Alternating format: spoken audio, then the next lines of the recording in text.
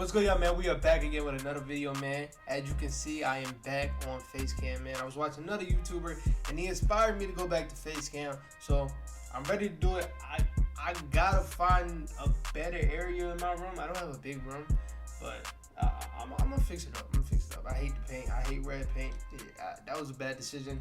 I painted this shit when I was like, what, 16? So yeah, that's a bad decision. But like I told y'all, if y'all stayed to the end of my last video, I was doing a Q&A with this community that I am on Twitter called Who Has Hoops. And a lot of people sent me some questions on Twitter. A lot of people sent me some questions on YouTube. So let's start this Q&A. First question we have from my boy Jonas, not Giannis. I used to call bro Giannis. I'm going to call you by your real name, bro. Jonas. He said, do you believe as... Damn, this lingo's fucked up. He said, do you believe as currently constructed... Oh, that actually makes sense. I got dyslexia, too. The Cavs can win a future championship with this roster, or do you believe that they will need to move some of these young pieces to eventually fully contend? Oh, that's actually a good question. See, it's so hard because obviously our best player right now is Darius Garland, but it's so hard for a guard to be the best player on the team. Darius is a different type of guard, like on some Trae Young shit, like generational talent. But I still don't know. Like Steph Curry, one of the best guards to win a championship as the best player, Magic Johnson. My brain right now is not going farther back, but I don't know. I think we will have to find a better option, unless Evan Mobley is that guy. If Evan Mobley is that guy, then hey, we're fine. We're fine. But me personally, I don't see it. I see him being really good. Like I see him being a top 30, top 20 player at a time. But I think to win a championship, you need a top 10 legit guy. I don't think we have that. I don't think we have that. So, no, to answer your question, I think we're going to need to make a trade. Next is from my guy Alex. He says, do you think Spencer Dinwiddie can somewhat fill the void left by Jalen Brunson? And how do you see the Mavs doing this season? I'm going to answer the second question first. I see the Mavs being the top 5 seed in the West. You just have Luka, and I believe they got better. Christian Wood is a great option. If they use him right, if they don't use him like they use Kristaps, where he's just sitting in the corner, that's a good option. And he actually can work in the post, and he can actually get points under the rim. He can do all that stuff. He's somewhat of a 3-level scorer at times. He's not as soft as Kristaps. Kristaps finds trouble. He can't back down anybody. Christian Wood can kind of do that. Then you got JaVale McGee. I think that was really good. So Christian Wood doesn't have to play the 5 because he's a terrible defender. Putting them two back next to each other, I think that's a good fit. You get the lob threats for Luka in them too because his best lob threat was freaking Maxi Kleber. Maxi Kleber got hopped, so and I'm happy they still have him because that's a great person to have. And then off the bench, you got Jaden Hardy. I love that. I love that pick at what, 37? That's a steal. That was a steal. They had a lot of options right there. Bryce McGowan's, EJ Little, that would have been a fire pick. But yeah, I'm excited for this team. And then Spencer Dinwiddie. See, Jalen Brunson was so tough in the playoffs. Like I believe Jalen Brunson could have beat that Jazz team by himself. Not by himself, but like they didn't need Luka to beat that Jazz team. I don't think they did. I don't know if he could fill that void because Spencer Dinwiddie is not the player that Jalen Brunson is. Jalen Brunson takes really good shots. Spencer Dinwiddie is, when he gets hot, he's hot. When he's not hot, he's just there. And that sucks to say because he used to be really nice, but I don't think he can fill that void. I'm not gonna lie, I don't think he can fill that void. That's a lot to fill, man. Because Jalen Brunson really helped that team reach another level. But yeah, that's my answer to your question, my boy Alex. My next question is from Lazy Hash Sitter. What the hell? He said, who do you see as the comeback player of the year for the NBA this year? Since MVP has basically become an award for 3rd years. Last year, I would say it was Kevin Love. That's actually a great question because we got a lot of players that didn't play last year. Zion, that's the easy answer. Ben Simmons, which actually might be my pick, but then again, I don't know what's up with the Nets. I don't know. I don't know what to expect, so I don't know. I'm not even going to pick that. I'm going to go with the easy pick. I'm going to go Kawhi.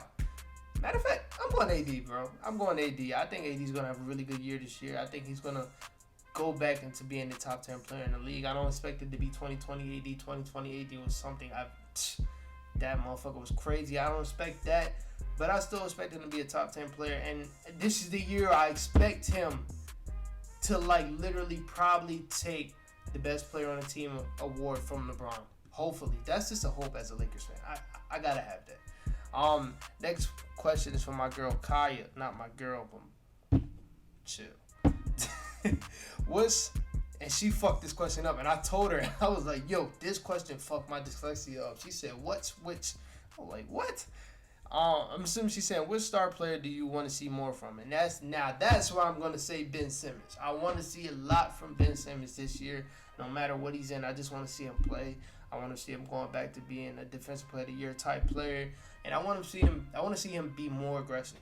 I think if he's playing with KD and Kyrie, that will allow him to be more aggressive because the paint is going to be open. Nicholas Claxton, he's not. I wouldn't play them two together, but if he's there, he wouldn't be in Ben Simmons' way at all. He wouldn't be in Ben Simmons' way. And you got Kyrie, KD, Steph Curry, Joe Harris. Like, you have all the options in the world for your game. I want to see Ben Simmons have a way better year. Probably the best year of his career, because this is the best team he's ever had. The best team he has ever had. So, yeah, that's what I want to see. That's definitely what I want to see. This question from my boy Tony. One player from each conference that you expect to break out this year. Okay, so I gotta go with my most improved player pick and Bones Highland on the West. I just think with Jamal Murray coming back, he's not gonna play a lot of games. He's probably gonna play like 50 games, and that's 30 games for Bones Highland to start. And I think he's gonna have a really good year this year, especially off the bench. That's my pick for 6th man of the year. Also, I got it for most improved and 6th man, and I'm actually really confident in that pick. Bones is different to me. And his game is just so different, so fun for me, man. And then on the East, that's actually a question I didn't think about. This is not a breakout, but I think this is a player that's starting to become underrated. But that's not really a breakout. I don't want to do that. I was going to say Kristaps. But a breakout is like some shit you out of nowhere. So, damn, Q&As is actually hard to do at the top of your head. I actually want to stick with the Wizards, and I want to say Denny Avdija. I just think he showed us a lot on defense last year. A lot. And then when Bradley Beal was out, he had a lot of point guard minutes, and he played really good at the point guard position. And I think he's going into this year being the third option. I think that's a decent third option to have on a rebuilding team. And I want to see a lot from him, man, because I was high on him coming out the draft. So I think that can happen. I think that is an out-of-nowhere pick. Like, if he was to come out of nowhere and win most improved, I would be hype as hell. But then I'll be mad because we took Isaac Okoro over him. Next. Now, this is Blake. This man makes everything so hard to understand. Bro said, what in your opinion is the most underappreciated role in the NBA? That's actually a great question. I think everybody needs a hustle guy. If that answers your question, Blake. I think everybody needs a hustle guy. Like, examples of hustle guys. PJ Tucker. Josh Hart. Even Herb Jones to a certain extent. A player that's willing to give him the floor. A player that's willing to guard the best player. A player that knows his role. And a player that brings energy for a team, man. If you look at last few people that won championships, you had PJ Tucker with the Bucks. For last year's team, I think their energy guy was Gary Payton. You see when Gary Payton was in the game, he was shutting down Jaylen Brown, he was shutting down Marcus Smart. At times, he was shutting down Jayson Tatum. That's just an energy guy, man. He knew his role. He was a 6'2" power forward. Stuff like that. Who won the championship before? Alex Caruso was our energy guy when we won the championship. I think everybody needs an energy guy. Andre Iguodala for the Warriors. I think everybody needs that to be a winning team, to be a winning championship team. All right, next question we got is from my boy Van. He says, out of the top 3 draft picks this year, who do you see having the greatest individual success in their career? So, Paolo, Jabari, and Chet. That's pretty easy for me. I'm gonna go Paolo. I think Paolo has star potential. I think the Magic has drafted their first star since fucking Dwight Howard. I just see it, man. Like, his game is crazy. It reminds me a lot of Carmelo. And I think they have a great team around him to help him be him and to help him allow him to do what he needs to do, which is score the basket and facilitate, man. And I think that's actually a really, really good pick for them. I'm so happy they didn't go Jabari, because Jabari, Jabari would have hurt them. That shit would have hurt. I'm sorry, that shit would have hurt. And I'm not here to hate, but that would have been that pick would have been bad. Next question is from my boy Bushman. Bushman is crazy. Whose balls hang lower, Rudy's or Cat's? I don't know how to answer that question. I don't know what that means. I want to answer it, but I don't want to answer it at the same time. I'm just gonna guess. He's saying who's more of a bitch? Cause niggas be like, I mean people, not niggas. I don't like saying that. People be like, let your balls hang. So I'm guessing Rudy. I guess his cat's weird. I guess. This question is from the GOAT, man. My boy Pigeon, man. Who do you think will have the greatest sophomore season? Okay, thinking. Oh, that's easy. It's Cade. They made it. They have an amazing draft. They had an amazing offseason getting Alec Burks, Nerlens Noel. I look at Cade like we all look at Luka. You give him something, he'll take you there. That's what's going to happen this year. I wouldn't be surprised if he makes the All-Star team. And I damn sure wouldn't be surprised if this team makes the playoffs. I just see it. Yeah, I just see it. I was making sure he said sophomore season, not sophomore career. But yeah, I see it, man. Cade is him. He's him. I prayed, I prayed so hard the day before the draft lottery that we had the first overall pick. Because I already knew Cade is one of them. He's one of them. But yeah, Cade Cunningham, that's an easy question for me. Easy. All right, this question is from my boy Lee Jetson. He says, what team do you see as a dark horse to win it all next year? That's a good question. That's actually a really good question. I'm going to say it. I'm going to go to Lakers, bro. That's a dark horse. You have LeBron, you have AD, but the team is shit. But then again, you have LeBron and AD. You have two top 10 players. I just wouldn't be surprised. It would come out of nowhere for a lot of y'all, but I wouldn't be surprised. I would hope so. Give us some more rings, man. We need that. Yeah, that's my answer for that one. Next question is from my boy CJ. I just talked about the Mavericks. CJ, why would you ask me the same question twice, you bitch? Dallas, man. He said, what excites you the most about Dallas? Jaden Hardy. I've been watching Jaden Hardy since high school. He's tough, and I think coming off the bench, he's going to be their go-to guy to get a bucket off the bench, unless you put Spencer on the bench. But if not, he's tough. He fits. He definitely fits.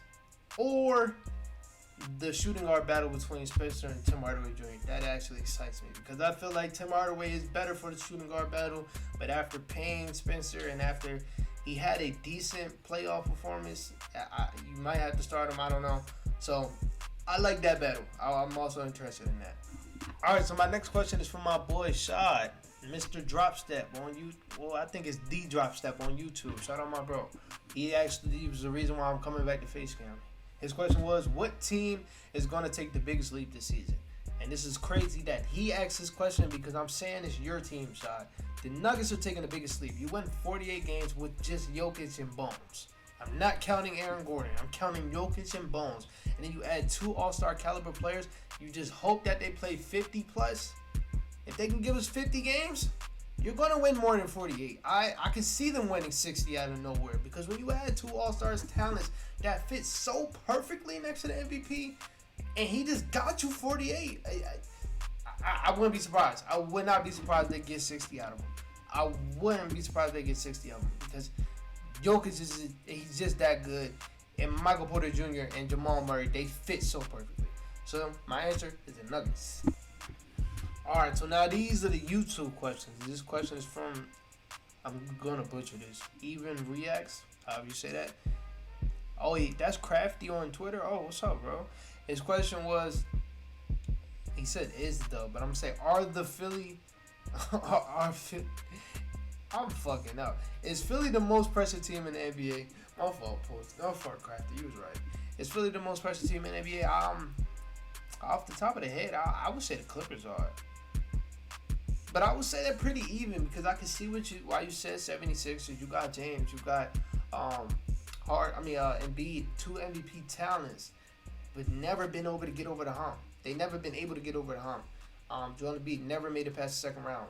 Harden, playoff, you know what I'm saying? So I understand why you say that, but the Clippers, man, it's supposed to be the battle of LA. Ever since Kawhi went there, ever since Paul George went there, we got our championship. They gotta go get theirs. They haven't got it yet. They made it to the Western Conference Finals, and they probably could have got it that year, but Kawhi got hurt. I think they're really pressured. They just add John Wall. On paper, deepest team, probably the best team in the league. That's the most pressure. If you're the best team in the league, that's a lot of pressure to actually go win a championship. So yeah, it's a lot of question. That's a lot of pressure. So yeah, I'm gonna say Clippers. This question is from Dingo Kwan. That's a funny name, bro. It says for the Q&A.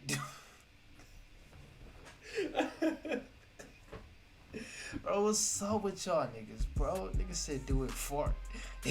If so, how much?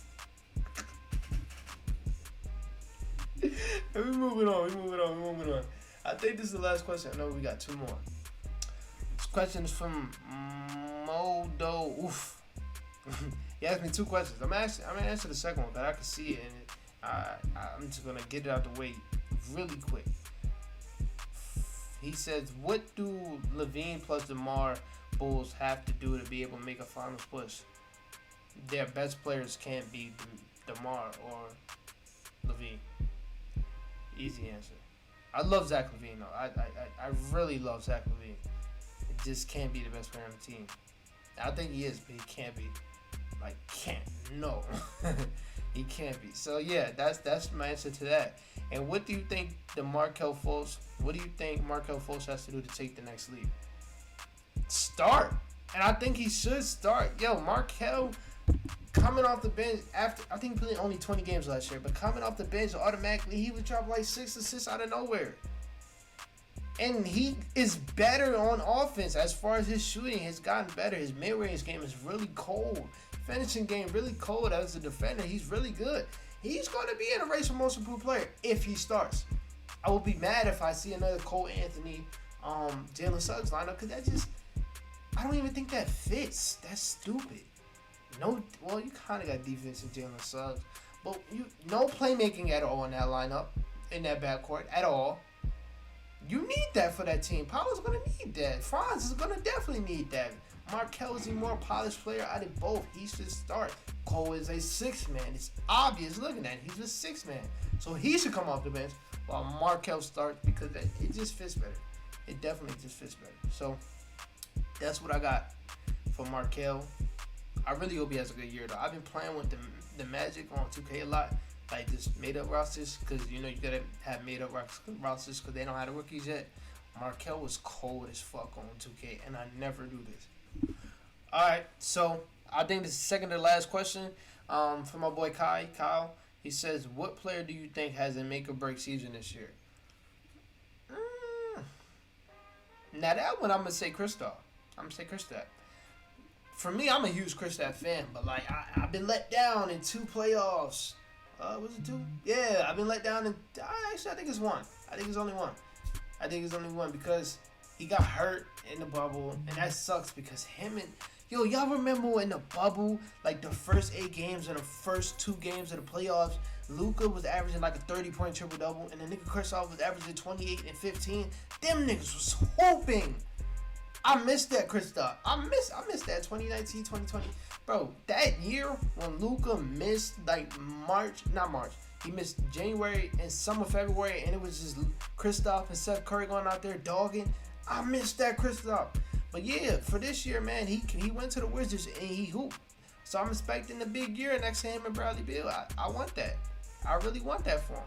That's my pick. That's my make or break year. If not, I'm off Kristaps.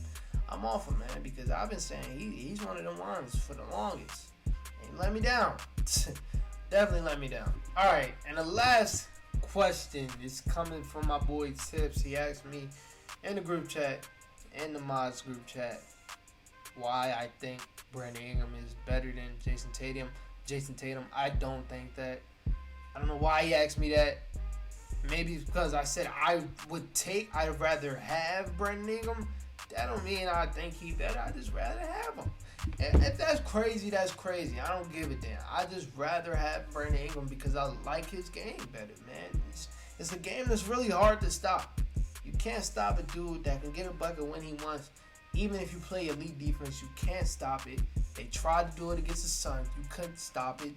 And then when they started double teaming him, triple teaming him, tried to rough him up, and he dropped 11 assists. A guy that can impact the game on both sides, not on both sides, but in both ways on offense. He's a great playmaker, and he's an elite bucket. That's just my opinion. And I think Jayson Tatum, his offensive game, it's not my type. A lot of forced shots, a lot of rush shots, a lot of dumb shots. Like, Brandon Ingram takes a lot of high quality shots, and that's why he just gets his buckets. Jayson Tatum, he's still better because on the other side of the ball, the motherfucker is elite. And on offense, he's still on par with Brandon Ingram. But I think as a complete offensive player, I just think Brandon Ingram's better. That's why I would rather have him. I don't think he's a better player. All around, I think he's better. So that's it for this video, man. That's my first Q&A. I think it actually went really well.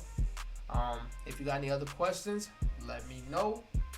I will do a part 2. But other than that, like, subscribe, share with your friends. Follow the pages in the bio. I'm gonna put my Twitter down there. I'm also put the community down there so y'all can follow. I advise y'all to follow that community. It's fire. And then I just had a fucking brain fart. Follow me on TikTok too, man. I'm gone, man. This is a long day at work. I'm done.